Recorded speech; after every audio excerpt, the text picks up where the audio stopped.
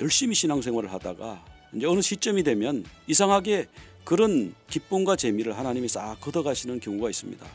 첫사랑을 회복하라 이런 메시지를 가지고 우리가 첫사랑을 회복하려고 애를 많이 씁니다. 그래서 많은 분들이 극복하고 넘어가기도 하고, 어떤 분들은 광야 생활이 지속됨으로 말미암아 신앙생활이 좀 이렇게 정체되는 그런 느낌 때문에 노력하는 그런 분들이 많이 있는 것을 주변에서 봅니다.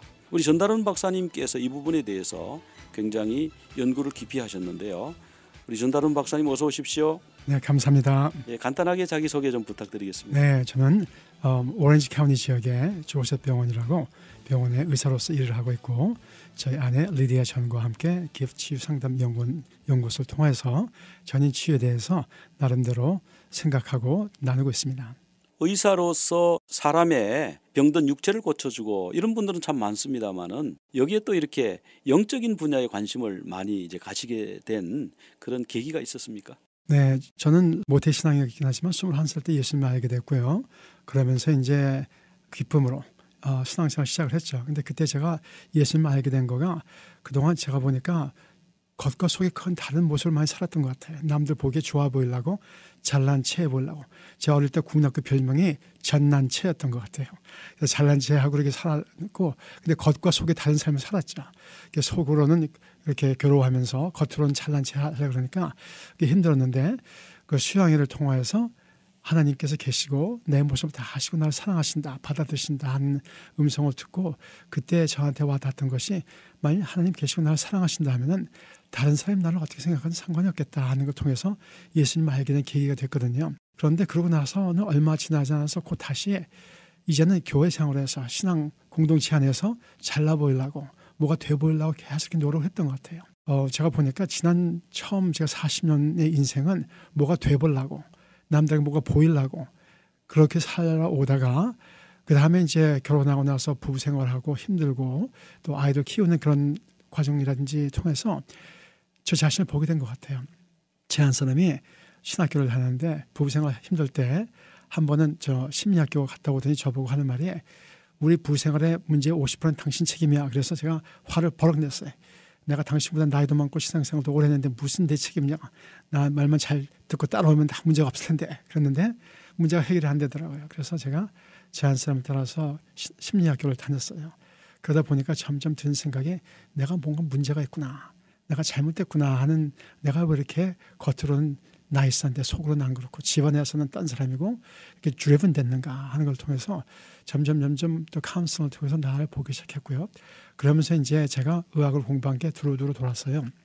마지막으로 공부한 게 이제 알러지하고 면역학을 공부했는데, 그때 UCLA에서 공부한 것이 뭐냐면 몸과 마음이 어떤 상호관계가 있는가, 몸이 마음에 어떤 영향을 미치고 마음이 몸에 또 어떤 영향을 미치는가를 배우게 됐고, 제 한 사람이 다니는 로즈민이라는 그 크리스천 상담 심리학교를 통해서 어떻게 우리의 마음과 영이 관계가 있는가, 이 죄라든지 죄의식이라든지 왜 우리가 알면서도 죄를 짓는가 하는 내면의 모습을 연관시키는 걸 봤고, 그러면서 이제 나름대로 크리스천으로서 하나님 알아간다는 것이 무엇인가, 구원이 뭔가 이런 고민하는 가운데, 이 구원이 우리가 죽어 천당만 가는 것이 그것만이 구원이 아니고, 지금 여기서부터 몸과 마음과 영 관계가 온전해진 것이, 그것이 구원이구나 하는 것을 알기 시작하게 됐어요. 나름대로 이제 좀 하나님 알아가려고 또 인생 과정을 통해서 보니까 처음 40년 뭐가 돼보려고 그랬고, 그 다음 10년은 나 자신을 아느라고 시간을 보낸 것 같고요. 지난 과거 10년은 그러면 정말 내가 내 모습을 봤을 때 진정한 하나님 누구신가, 그 하나님 아느라고 이제 시간을 보내었던 것 같아요. 그래서 계속적인 관심이, 참 하나님은 누구신가, 나는 누군가, 내가 산다는 것이 무엇인가, 그 과정 가운데 여기저기 헤매고 방황하고 다니고 그러고 있습니다. 병든 육체를 고치는 의사로서 마음도 공부하시게 되니까 또 영에 대해서 이제 알게 되시고, 그래서 몸과 마음과 영에 대한 전인적인 치료가 정말 필요하다, 이제 그런 것을 이제 경험하신 과정을 쭉 설명을 해주셨는데, 실제로 우리가 그 마음먹기에 따라서 건강이 많이 달라지지 않습니까? 이 스트레스 받으면은 우리 육체에 어떤 문제가 생깁니까? 그렇죠. 그래서 보니까 우리 몸에 큰 문제가 이 나눔의 병이 생기는 거거든요. 예를 들어서 암 같은 것도 결국은 이게 다른 세포가 뚝 들어와서 암을 일으킨 게 아니고 내 세포니까 나와 나의 몸에 싸움이 생겼고 나눔이 생겼고, 마음도 우울증이라든지 정신분열증 보면은 나와 또 내 안에 또 다른 나, 이 자아의 싸움이거든요. 그리고 또 몸과 마음이 나뉠 때 내가 겉으로는 이제 어떻게 화가 나도 화를 내지 못하고 꾹꾹 참아야 될 때, 예를 들어서 고부간의 갈등이 있다. 시어머니가 힘들게 했을 때 며느리가 아무 말도 못하고 속으로 꾹꾹 참고 있는데 이게 참을 때 분노가 쌓인 것이 안으로 들어올 때 이것을 우울증이라 그러고, 이럴 때 스트레스가 나눌 때 스트레스가 생기고, 스트레스가 생기면 우리가 알듯이 위궤양병 같은 거, 또 이제 피부병 같은 거, 심지어는 우리 면역을 떨어뜨리기 때문에 암이나 감기에도 더 잘 들 수가 있고, 이게 모든 것이 나눔에서 병이 생긴다고 봐요. 갤럽폴에 의하면은 일반 의사한테 온 사람의 현재 70%가 정말 몸의 병보다도 마음과 관계의 병에서 이것 때문에 온다 그러고요. 제 경험도 봐도 몸의 병은 마음에서 오고, 마음의 병은 결국 궁극적으로 하나님과의 관계가 끊어진 데서 오는 영혼의 병이라고 봅니다. 네, 그러니까 이제 육체 질병의 상당 부분이 이제 마음의 병에서 오는데, 마음의 병이 어디서 오나 보니까 이제 관계의 단절이나 관계의 파괴된 데서부터 온다, 이제 그런 말씀이시잖아요. 네네. 그러니까 서로 인간관계, 뭐 부부간의 관계가 상하든지 단절되든지 그러면 이제 이것이 육체병으로 가는 수도 있고요. 네. 또 부모 자식 간에도 또 관계 단절이 돼서 그럴 때 이제 여러 가지 아픔이 생길 수도 있고요. 네. 또 하나님과의 관계에서도 우리가 단절이 생기면 우리 영적인 죽음이라고 그러지 않습니까? 그렇죠. 여러 가지 문제들이 이제 생기는 것을 우리가 알 수가 있는데, 그렇기 때문에 사실은 육체와 함께 마음과 영도 함께 만져주고 치유해야 되는 그런 상황이죠, 그렇죠? 그렇죠. 예. 예. 이제 영적인 그 어두운 밤에 대해서 지금 우리가 지난주부터 이제 설명을 하고 있는데, 하나님과의 관계에서 영적인 어두운 밤은 이제 어떤 의미가 있습니까? 네, 지난번에 말씀드린 거가 우리가 신앙생활의 성장 과정 가운데 몸의 성장 과정과 같이 과정이 있다 그랬고, 처음에는 감각의 밤을 통해서 우리가 하나님을 알아갈 때 정말 하나님을 사랑해서 알아가고자 했다기보다도 나 자신의 재미 때문에 했구나 하는 걸 통해서 나 자신의 모습을 깨닫는 그런 때가 이제 온다고 우리가 말씀 나눴죠. 나의 모습을 보기 시작하면 내가 얼마나 악한 가운데, 하나님과 관계가 끊어진 가운데 비참한 자인가, 이럴 때 하나님의 사랑을 체험하게 되고 그 가운데 하나님을 깊이 알게 되는 관계가 있고, 그래서 저도 보니까 이 처음에 감각의 밤을 통화했을 때 그 다음에 오는 제 기쁨이 나를 알아가는 기쁨, 내 모습 받아들이는 기쁨, 그 가운데 솔직해지는 그 기쁨이 오는데, 그러면서 뭘 발견하기 시작하면 이제 하나님의 사랑을 발견하죠. 그런데 저도 경험했지만 느끼는 거가, 제가 제 모습을 보니까 하나님이 누구신가 하는 그 다음 질문이 자연적으로 오더라고요. 그래서 제가 욥기를 읽다가 참 깨달은 것이 있는데, 욥기 1장에 욥이 자식들 생일날 자식들 집에 돌아가면서 잔치를 크게 벌이고 자식들이 잔치가 끝난 후 돌아간 후에 혼자서 제사를 지내더라고요. 근데 지낸 제사 이유가 뭐냐? 혹시 자식들이 그의 마음속에 모르게 하나님께 죄 지었을까 하는 두려움 때문에 제사를 지냈다 그러더라고요. 근데 제가 부모가 되어 보니까 마음을 이해를 하겠어요. 근데 생각해 보니까 질문이 오는 게, 그럼 누가 욥의 자식들 더 사랑했을까? 누가 제 자식들 더 사랑할까? 욥이었을까? 하나님이었을까? 제가 보기에는 하나님이었을 것 같거든요. 그런데 욥의 생각에는 또 저도 그렇고, 내가 하나님보다 자식을 더 사랑하기 때문에 자식이 잘못하면 내가 제사를 지어서 죄를 빌면 하나님이 용서해 주시겠지 하는 그런 마음에, 제가 보기에는 제가 하나님을 그때 잘못 이해했지 않을까 하는 생각이 오더라고요. 저도 지난 과정 가운데 죄를 제가 많이 졌는데, 그나마 더 짓지 않은 거는 내가 죄를 지면 하나님이 우리 애들한테 나쁘게 해주지 않을까, 내 비즈니스에 문제가 있지 않을까 하는 이런 잘못된 하나님에 대한 오해가 있었던 것 같아요. 그런데 제 모습을 보기 시작하면서 하나님이 나를 있는 그대로 사랑하시고, 하나님은 지금 나를 사랑하신 것보다 나를 더 사랑할 수 없었다는 그런 말씀을 제가 듣고 나니까, 하나님의 온전한 사랑, 만약에 내가 더 잘해서 하나님이 나를 사랑하신다고 하면은 그 하나님의 사랑은 온전한 사랑이 아닐 거거든요. 그건 조건적인 사랑이지. 근데 그걸 보니까 그럼 내가 여태까지 하나님을 잘못 생각했구나 하는 깨달음이 오게 됐어요. 참 하나님은 누구신가? 진정한 하나님은 누군가? 내가 여태까지 찾아왔던 하나님은 참 하나님이 아니고 마법의 진이 같은 하나님, 그런 하나님인데, 그건 진정한 하나님 누군가 하는 갈등을 갖게 됐어요. 근데 그러면서 주위를 보니까 사도행전이나 복음서에는 이적이 일어나고 기적이 일어나고 죽은 사람이 살아나는데, 의사로서 암 환자 놓고 아픈 사람 놓고 기도를 해도 이 암 환자가 죽어가고 할 때 갈등이 오고, 하나님 정말 계신가 하는 의심까지 오게 되더라고요. 그래서 한동안 방황을 좀 했죠. 하나님 정말 계신가? 그러면서 이제 무신론자들 얘기도 공부도 해보고, 그러면서 이제 그 디베이트 하는 과정 가운데 이제 깨닫기 시작한 것들이 있고, 그러면서 이것이 이제 보통 우리가 말하는 암흑의 밤 가운데 두 번째, 영혼의 암흑의 밤이 아닌가 싶어요. 무슨 밤이냐 하면은 하나님이 보이지 않는 때죠. 아무리 내가 하나님을 그동안 알아왔다고 생각했고 나름대로 체험이 있었는데도 지금 보면 하나님 눈에 보이지 않고 느끼지 못하고 알 수가 없는 하나님, 이러한 것이 깜깜한 때, 암흑의 밤이라 그래요. 그래서 이때가 이제 우리가 정말 힘든 때인데 이때 오는 유혹이 있고 이때 또 우리가 해야 할 것들이 있죠.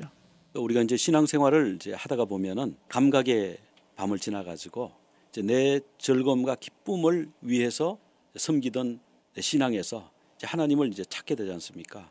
내 존재를 즐거워하시는 하나님, 내 존재를 사랑하시는 그 하나님, 이제 그 하나님을 이제 발견했는데 이제 문제는 뭐냐 하면은 그 하나님이 우리의 감각으로 보이지가 않잖아요. 눈으로 볼 수도 없고 귀로 들을 수도 없고 만질 수도 없고 이럴 때에 하나님은 그럼 과연 어디 계시는가? 이제 그런 것을 이제 추구하게 된다는 거잖아요. 유한한 인간이 하나님을 알 방법이 없잖아요. 뭐 쉽게 우리가 하는 말로 태양을 맨눈으로 몇 분만 쳐다보면 눈이 상하는 것처럼 하나님도 이 우주보다 크신 분이고 그런데 우리가 어떻게 하나님을 알까? 이제 그래서 그 하나님을 추구해 나가다 보면 결국 감각도 하나님을 아는데 소용이 되는 것이 아니고 내 지적인 것도 하나님을 아는데 도움이 되는 것이 아니고 그럼 결국 하나님을 무엇으로 내가 알아야 되는가? 이제 그런 문제가 나온다고 보여지거든요. 이제 그 문제에 대한 말씀이시죠. 네. 그래서 일어날 때 오는 유혹이 또 있는 것 같아요. 하나님 정말 말씀하시듯이 보이지 않을 때, 느끼지 못할 때, 알 수가 없을 때 오히려 세상 과학이라든지 철학자들은 더 센 말을 할 수가 있고 하나님에 대한 부인을 하게 되니까 이럴 때 오는 유혹이 뭐냐 하면 하나는 gentle Christian이라고 그래요. 아, 신앙생활 그저 이런 건가 보구나. 그냥 내가 이제는 교회 같은 것도 적당히 하고 이제는 내 삶 좀 즐기면서 그동안 뭐 잘 살아왔으니까 그만 적당하게 이제 크리스천을 살지 하는 이런 유혹이 온다고 해요. 저도 보니까 이런 때 이 정도 되면 신앙생활 한 10년, 20년 한 분들인데 그럼 주위에서 볼 때는 좋은 분이거든요. 아주 좋은 아빠고 좋은 남편이고 성실하고 술 안 마시고 담배 안 하고 집에 꼬박꼬박 잘 들어오고 화내지도 않고 사회생활 정직하게 인테그리티를 가지고 하고 남 보기에는 좋은 사람인데 속으로는 말라들어가는 거죠. 이렇기 때문에 많은 분들이 교회 리더나 목회하시는 분들 가운데 고민과 갈등이 있지 않은가 싶어 이럴 때 이러다 보면은 그냥 남보기에 그냥 좋은 크리스천으로서 일생을 적당히 살아갈 수도 있고 그래서 이거를 철학자 소렌 케이크가르드는 뭐라 그러냐면 gentle Christian이라고 했어요. 남보기에 좋은 크리스천을 살아가는가 이게 한 가지 유혹이 될 수가 있는 것 같아요. 또 다른 유혹은 또 다시 한번 내 첫사랑을 잃어버렸구나. 내가 더 노력해야지. 더 금식해야지, 더 기도해야 하고 고행한다든지 하는 그런 거가 될 수가 있고 저희도 다니는 교회에서 보면 우리 교회는 말씀을 잘 가르치고 많이 가르치는데 이러다 보니까 성령 체험을 축해서 또 다른 교회를 가는 분들이 있더라고요. 그래서 성령 체험 해보려고 기도원도 가보고 은사 집회도 쫓아다니고 나쁜 게 아니라 다 좋은 거지만도 그러다 보면 또 얼마 동안 기쁨이 있고 하나님 보이는 것 같다가 안 오고 그래서 이럴 때 이제 이런 유혹들이 올 때 그 다음 단계에 우리가 해야 할 것은 무엇인가? 이때야말로 무슨 때냐고 하면은 하나님을 믿어야 하는 때, trust, 신뢰하는 때라 그래요. 제가 어느 저희 멘토를 통해서 이 말씀 듣고 제 마음속에 큰 이해가 왔는데 이사야서 45장에 보면은 9절부터 11절 이 말이 나오거든요. 하나님께서 이사야를 통해서 고레스 왕한테 하는 말이 암흑의 밤에 보물이 있다는 얘기가 나오고 그래서 treasure of darkness, 암흑의 보화. 그 다음에 이사야서 50장에 보면 무슨 말이 나오면은 이 암흑의 밤의 때에 우리가 어떻게 해야 할 것인가 하는 얘기가 나오거든요. 우리가 깜깜하면은 뭘 할까요? 저도 한국에서 그런 경험이 있었지만 깜깜할 때 촛불을 지피거든요. 그러니까 깜깜하고 아무것도 안 보이니까 내 나름대로 내 불을 지펴서 뭔가 빛을 찾아가려고 내 노력을 하는데 이사야서 50장에서 하는 경고의 말씀 뭐냐면 암흑의 때 내 횃불을 지피지 말라 그랬더라고요. 오히려 내 횃불을 지피면 이 횃불로 인해 내가 고통을 당하리라 그랬는데 뭐냐면은 우리가 하나님이 보이지 않고 그냥 깜깜한 영혼의 암흑의 밤일 때 나 자신의 노력과 내 생각으로 뭘 해보려고 막 그러는데 이때는 그런 때가 아니라 암흑의 보화를 찾아가는 때인데 이 암흑의 보화가 뭔가 그건 시편 23편에 있지 않나 싶어요. 내가 비록 사망의 음침한 골짜기를 지날지라도 암흑의 때를 지날지라도 해를 두려워 아니할 것은 그때 여기서 뭐냐면 믿음 이러한 때 이 암흑의 밤을 지나면서 하나님 주시는 그 선물이 뭐냐면은 믿음의 선물이라 생각이 돼요. 그래서 우리가 암흑의 밤일 때에는 하나님을 믿는 믿음 안에서 우리가 정말 내 힘으로 내가 믿는 게 아니라 그러니까 이제 고린도 서에서 말하는 성령의 선물 가운데 믿음도 선물인데 이때 하나님이 암흑의 밤의 때에 주신 선물이 믿음의 선물인 것 같더라고요. 그래서 저도 한때 이 암흑의 밤의 때 좀 하나님과 좀 담판해보자고 한번 해봤어요. 하나님, 제가 2년 동안 하나님 기회 드릴 테니까 저한테 보여주세요. 그렇지 않으면 나 하나님 이제 안 믿겠습니다. 한번 이렇게 때를 부른 적이 있었어요. 근데 2년쯤 지났는데 지나고 나니까 눈에 보이는 건 없었어요. 뭐 특별히 나타나는 것도 없었고. 근데 그 동안에 이제 어려운 때가 몇 번 있었는데 어려운 때 하나님의 도우신 손길을 체험을 했어요. 그 손길을 통해서 뭐였냐면 고린도전서 10장 13절에 사람이 감당할 시험 밖에는 너에게 당한 것이 없고 또 너희가 시험 당할 즈음에 피할 길을 내서 너를 능히 감당하게 하신 하나님이라는 그런 걸 체험하게 됐고요. 시간이 지나면서 한동안 이 하나님 보이지 않기 때문에 하나님 정말 계신가 의심이 많았는데 어느 순간 의심이 좀 없어지더라고요. 제가 삶을 돌아보니까 고민과 갈등이 많았었는데 때가 되니까 falling in places, 일이 하나님이 원하신 대로 순리에 따라서 이루어지는 걸 보게 됐고 이때 깨달은 거는 하나님은 내가 앞을 보면 보이지가 않는데 우리가 차에 운전할 때 백미러 통해 뒤를 보면은 뭐 보이듯이 우리가 백미러를 통해서 인생의 뒤를 돌아보니까 하나님의 손길이 굽이굽이마다 있었다는 것을 보게 되는 것 같아요. 그래서 저도 지금도 계속해서 이제 하나님 알아가는 단계고 갈등과 고민하고 아직 어린 상황이긴 하지만 이걸 통해서 이 암흑의 때를 통해서 하나님 주신 선물이 뭔가 하면은 이 믿음의 선물, 알게 모르게 잔잔하게 오는 믿음의 선물 주신다고 생각이 돼요. 그래서 우리가 개신교에서는 얘기를 많이 안 하지만 히랍 정교회나 러시아 정교회에서 얘기하는 것은 어떤 하나님을 얘기하냐면은 우리가 알 수 없는 하나님, God of the unknowing. 이걸 통해서 우리가 아까 말씀하셨듯이 지적으로 알 수가 없는 하나님이거든요. 그래도 하나님 계시다는 것이 부인할 수 없고 좀 잔잔하게 그것이 편안하게 받아들여지는 그런 단계가 믿음의 선물 하나님 주시지 않는가 생각이 됩니다. 우리가 이제 신앙생활을 하다가 보면은 처음에는 이 짜릿함, 기쁨, 보람 이런 게 이제 오지 않습니까? 그러나 이제 어느 시점이 지나면 이제 그런 것들을 이제 지나가게 되는 그런 것이 의미가 없다. 그것 때문에 신앙생활하는 것이 아니다. 이제 이렇게 되고 그다음 하나님에 대해서 내가 막 지적으로 추구하고 알려고 하지만 우리의 작은 머리로 우주를 담을 수가 없기 때문에 하나님에 대해서 완전히 알아지지가 않고 깨달아지지가 않고 그러면 이제 그냥 도덕적인 그리스도인으로 젠틀 크리스찬으로 살면 그러면 되지 않냐? 그렇게 해서 천국 가면 되지 않냐? 이제 그런데 하나님은 그보다 더 깊은 단계. 나의 사랑을 너에게 주고 너의 사랑을 내게로 연결하고 사랑의 합일 이제 그런 신앙으로 이제 우리가 가지 않습니까? 우리가 이제 하나님과 하나가 된다고 할 때 존재론적으로 하나가 되는 게 아니잖아요. 우리가 하나님께 깊이 들어간다고 해서 우리가 하나님이 되는 게 아니고 사랑으로 하나가 되는 거거든요.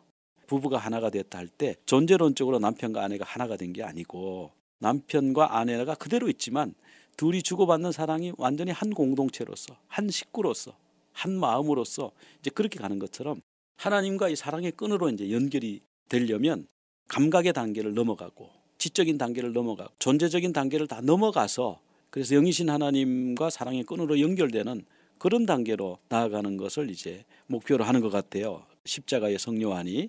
근데 그 과정에는 이제 감각의 밤도 오고 영혼의 밤도 온다. 그럴 때에 하나님을 붙잡는 믿음 하나 가지고 나가는 것이다. 캄캄한 밤에 배가 항해를 할 때 다른 것으로 할 수가 없죠. 눈에 보이는 게 없으니까 불빛 하나 보고 쭉 가다가 보면 이제 날이 밝고 보면 그 목적지에 왔구나. 그렇게 이제 느끼게 되는 것처럼 그런 것을 말씀하는 것 같아요. 네. 잘 설명해 주셨네요. 전 말씀하셨듯이 아무것도 보이지 않을 때 내 마음의 빛 하나 하나님 계시는구나 그 빛 하나 계속 가다 보면은 나도 모르는 사이에 지금 목사님 말씀하셨듯이 어느덧 와 있는 것 어느덧 내 삶에 한 역사하신 것을 내가 깨닫게 되는 그런 단계인 것 같으네요. 하나님이 영혼의 밤도 필요하기 때문에 이제 우리에게 주시는 거거든요. 하나님이 영혼의 밤을 통해서 우리에게 주시고자 하는 게 뭐가 있다고 생각이 되시는지요? 그 영혼의 밤을 통해서 하나님을 깊이 신뢰하는 것. 어린아이가 높은 데서 아빠가 뛰어 하면 아빠 앞은 팍 뛰듯이 그 뛰어내리는 것. 인생에 어떠한 일이 오더라도 내가 보기에 어떠한 고통이 있고 어떤 아픔이 있고 병이 있고 사업이 안 되고 힘든 거 있다 할지라도 하나님 나를 사랑하시고 내 인생을 통해서 하나님 선을 이루실 것이라는 것. 그 하나님 나를 사랑하시고 인도하신다는 그런 잔잔한 믿음, 평강 그러면서 내 안에 계신 하나님의 그 사랑을 발견해 나가는 것. 그것이 우리에게 참으로 하나님 주신 큰 선물이 아닌 것이고 그래서 이 믿음, 골이 깊으면 깊을수록 그 내 안에 하나님을 받아들일 수 있고 다른 사람들과 쉴 수 있는 공간이 넓어진다 생각이 드네요. 그래서 이때 영혼의 밤을 통해서 하나님 주시는 것은 삶에 어떠한 곳이 오더라도 정말 시편의 말씀대로 험한 파도, 물바다, 물결, 풍랑이 일어도 그 가운데 우리가 평강을 가질 수 있고 할 수 있는 것은 이 하나님에 대한 믿음의 체험, 신뢰할 수 있기 때문에 그것이 우리 인생을 사는데 하나님께서 주시는 선물이 아닌가 싶고, 제가 보기에 또 한 가지 큰 것은 우리가 하나님께 드리는 선물이 무엇이 있을까? 우리가 돈을 드릴 것인가? 우리의 몸을 드릴 것인가? 근데 제가 보기에는 우리가 하나님께 드릴 수 있는 선물 딱 한 가지가 아닌가 싶어요. 뭐냐? 그건 하나님 우리를 사랑하신다는 걸 믿어드리는 것. 하나님 믿어드리는 것 그 자체가 우리가 하나님께 사랑의 선물, 믿음의 선물 드릴 수 있는 것이 하나님께서 우리로 하여금 기회란 기회를 또 주시지 않는가 싶네요. 하나님께서 우리에게 진정으로 원하시는 것은 내 존재 자체가 하나님께 드리는 그 사랑, 또 하나님이 얼마나 우리를 사랑하시는지 하나님 자신을 이 세상을 위해서 내어놓으신 것, 그것을 보면서 하나님이 이와 같이 우리를 사랑하시는구나. 그리고 또 내가 하나님을 이렇게 사랑합니다. 이제 그것을 하나님이 원하시는 것 같아요. 하나님은 사랑의 하나님이시기 때문에 내 상황이 좋기 때문에 하나님을 사랑하고, 일이 잘 되기 때문에 내가 하나님께 감사하고, 내가 건강하기 때문에 하나님을 믿고, 그러던 데서 벗어나서 내가 건강을 잃어버릴지라도 하나님을 사랑합니다. 내 소유가 없을지라도 하나님은 나의 하나님이십니다. 나에게 사랑하는 가족이 나를 배신할지라도, 때로는 이 세상을 떠날지라도 나는 하나님밖에 사랑하고 붙잡을 분이 없습니다. 이렇게 고백하는 순수한 사랑, 깊은 사랑, 하나님과 나만의 연인과 같은 사랑, 부부와 같은 사랑, 그 사랑을 하나님이 원하시는 게 아닌가, 그런 생각이 들거든요. 그래서 우리는 이런 감각의 밤, 또 영혼의 밤을 통해서 결국은 하나님과 사랑으로 하나 되는 것, 하나님을 사랑합니다. 내 소유와 내 명예와 내 모든 것보다, 내 가족보다 하나님을 더 사랑합니다. 사랑의 사람이 되는 것, 그것이 신앙의 가장 높은 단계가 아닌가, 저는 그렇게 이제 생각이 드는데. 네, 목사님 또 잘 설명해서 풀이해서 잘 이해시키 말씀해 주셨는데, 결국 인생은 정말 여기서 끝나는 것이 아니고 영원한 세계가 있는데, 우리가 이 인생을 어떻게 살 것인가, 여기서 살 수 있는 것이 무엇인가, 정말 하나님의 사랑을 알고 하나님의 사랑에 나가면서, 그러다 보면은 이 믿음을 통해서 오는 것이 뭐가 있냐면은 우리의 소명을 발견하지 않나 싶어요. 나의 과거 어떤 모습이라도 하나님 다 아시고 사랑하신다는 것과, 하나님 나의 과거의 무슨 어떤 모습이든지 그걸 통해서 선을 이루신다는 걸 우리가 받아들이게 되면은 그 가운데 하나님께 나를 어떻게 인도하셨구나 하는 데서 오는 소명이, 내가 아픈 만큼 그 아픔이 오히려 나의 소명으로 변해가는 그 wounded healer, 상처 입은 치유자로 변해가는 그 과정이 아닌가 싶고, 내가 뭘 해도 하나님 날 기뻐하신다는 걸 알게 되니까 하나님께 내게 주신 소명을 갖고 살아나갈 수 있는 그 기쁨을 또 하나님께 선물 주시지 않나 싶거든요. 내가 경험을 했기 때문에 다른 사람의 아픔을 더 공감할 수 있고, 또 치유할 수 있고, 바른 길로 인도할 수 있다. 이제 그런 이제 말씀이신데요. 내가 감각의 밤을 경험했기 때문에 다른 사람을 이제 하나님 앞으로 더 잘 인도할 수 있고, 내가 영혼의 깊은 밤을 경험했기 때문에 오히려 길을 잃고 헤매는 사람들에게 여기 길이 있다고, 이렇게 가면 된다고 말해줄 수 있다는 거 아니겠어요? 그렇죠. 그래서 우리 전 박사님께서 하나님에 대해서 더 알고 싶어하는 분들에게 전해주시고 싶은 말씀이 있으면 좀 한 말씀 해주시면 좋겠습니다. 네, 저도 뭐 계속 이제 고민하고 갈등하고 배워나온 과정이고, 제 모습 볼 때 이제 모순이 많은 사람이긴 하지만 결국은 이제 골자가 그게 아닌가 싶어요. 누가복음 3장에 예수님께서 침례받고 올라오실 때 하늘로부터 들려오는 음성, 이는 내 사랑하는 자요, 내가 너를 기뻐하니라 하는 그 하나님의 음성을 우리가 듣는 것, 우리가 자라면서부터 주위 사람들로부터, 우리 특히 한국 사회에서는 어려서부터 윗사람들로부터 이래야 돼, 저래야 돼, 너는 모자라, 부족해, 너는 아무것도 안 돼 하는 그런 부정적인 음성의 이 거짓된 음성에서부터 참으로 참된 음성, 내 모습을 찾아가는 것, 그건 우리는 하나님의 사랑받는 자라는 것, 하나님께서 우리를 사랑하신 자, 내가 너를 사랑한다는 이 사랑의 음성을 다시 한번 확인하고 듣고, 정말 우리가 온전한 인간으로서 하나님 우리를 만드실 때 기뻐하신 그 인간으로 fully 살아가는 것. 아이레니어스는 얘기하기를 이렇게 얘기를 했거든요. Man fully alive is God's glory. 그래서 사람이 충분하게 아주 완전하게 살아나는 것이, 그것이 하나님의 영광이라고 하는데, 그것이 우리가 우리를 기뻐하시는 하나님 기쁘시게 하는 게 아닌가 싶거든요. 그래서 우리가 들을 음성, 매일 아침 매 순간 누가 뭐라도 들을 음성은 우리는 하나님의 사랑받는 자라, 하나님을 기뻐하시는 음성이라 듣고, 오늘 하루 어떤 음성이, 어떤 힘든 것이, 어떤 어려움이 몸의 병에 마음의 병이 있어도 여기서 이 음성을 듣고 우리 모습을 찾고 하루하루 살면 하나님께서 하나님의 선하심을 이루신 삶이 아닌가 싶습니다. 네, 어떤 그림이 이제 생각이 나는데요. 절벽 위에 새 둥지가 있고요. 그 절벽 아래는 파도가 치고 있습니다. 파도가 소리가 얼마나 크겠습니까? 그리고 파도가 치면 얼마나 무섭겠습니까? 그렇지만 그 새들은 그 둥지 속에서 편안함을 느끼는 거죠.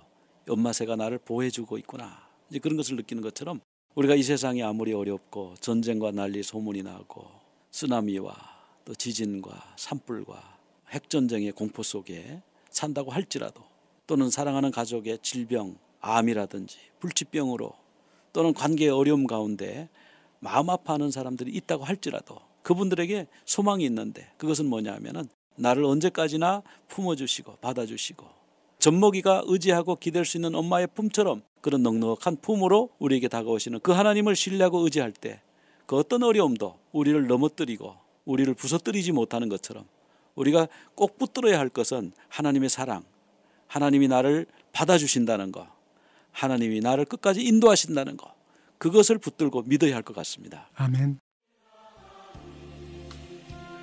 지금까지 여러분은 AM 1190 미주복음방송 하브루타로 행복한 인생을 들으셨습니다. 오늘 방송 내용은 웹사이트 igbc.net이나 모바일 앱 미주복음방송에서 다시 들으실 수 있습니다.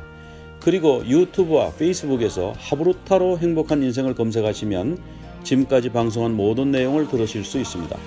이 방송을 듣고 연락하실 분은 714-519-9327 714-519-9327로 전화하시면 안내하여 드리겠습니다. 다음 주에 또 뵙겠습니다. 안녕히 계세요.